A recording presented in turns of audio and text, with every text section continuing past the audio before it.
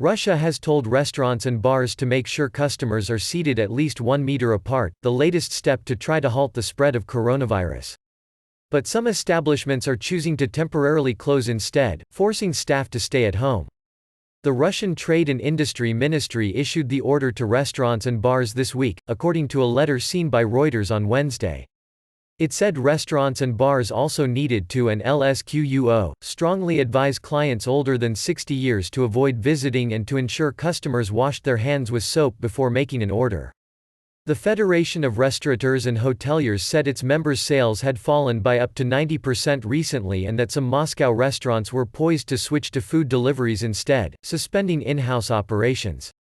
Igor Bukharov, the federation's head, called the situation an emergency in a letter to Prime Minister Mikhail Mishustin in which he asked the government to support the sector.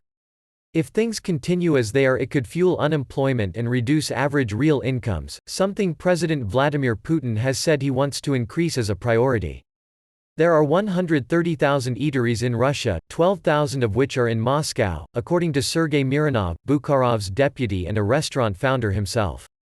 It's not possible to just close and then reopen a restaurant. Rotten food, rent, salaries, this all simply means they will shut down, he said.